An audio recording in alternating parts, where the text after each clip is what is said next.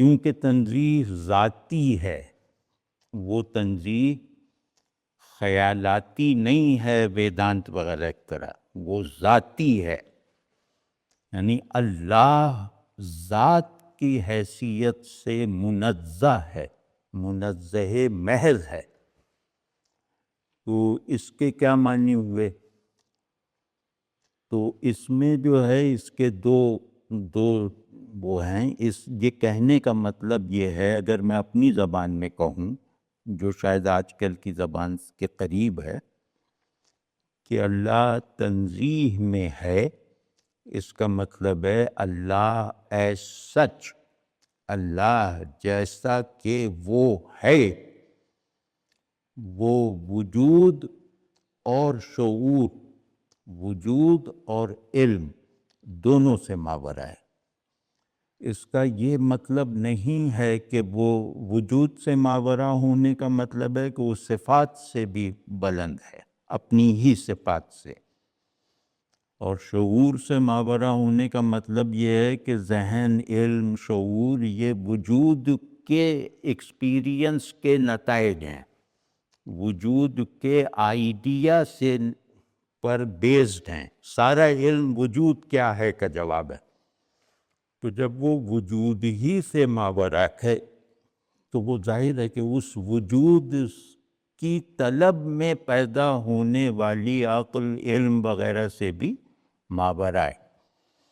تو اب اس بات کا کیا مطلب ہے کہ وہ وجود سے ماورا ہے؟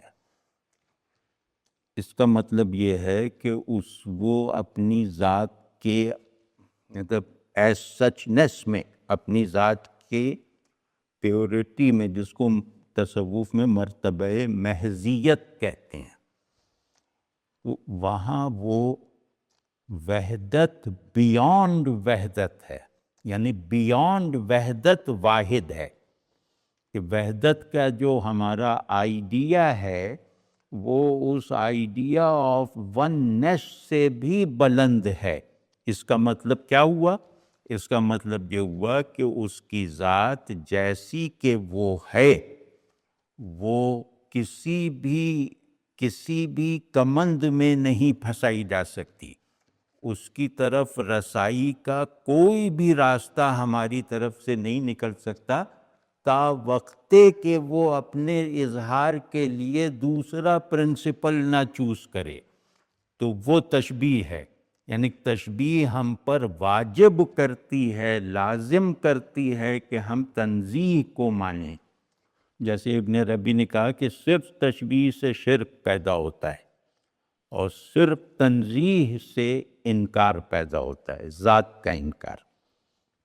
تو حقیقت ان دونوں میں ہے کہ اللہ جتنا چاہتا ہے وہ ہمارے علم میں آتا ہے، تو اس کو ماننے کے لیے جتنا علم درکار ہے وہ ہمیں فراہم ہے اصول تشبیہ پر، اصول ظہور پہ۔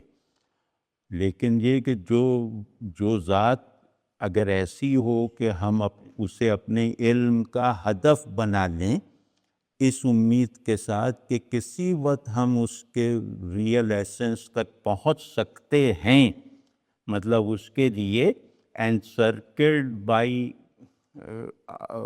بائی امیجنیشن یا بائی کوگنیشن وغیرہ کا اگر تصور بنا لیں، امکان تسلیم کر لیں، تو پھر وہ ذات کامل نہیں ہے۔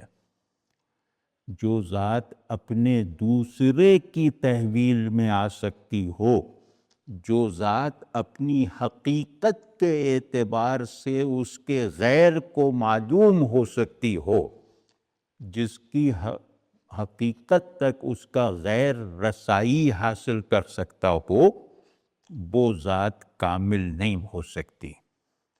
تو اس کے کمال کو جب دیکھا جائے گا تو تنزیہ کے زاویے سے دیکھا جائے گا، اور ابن عربی کی اصطلاح میں اس کی رحمت کو، اس کے نظام ظہور کو جب دیکھا جائے گا تو وہ اس کے علم، مطلب وہ اس کے علم میں آنے کا راستہ ہے۔ میرے خیال میں اس میں الجھن نہیں ہونی چاہیے تھی. اس میں ابن عربی نے خود بار بار زور لگا کے اور زور دے کر وضاحتیں کی ہیں. جیسے میں آپ شاید فلسفہ وغیرہ بھی پڑھتے ہیں، جیسے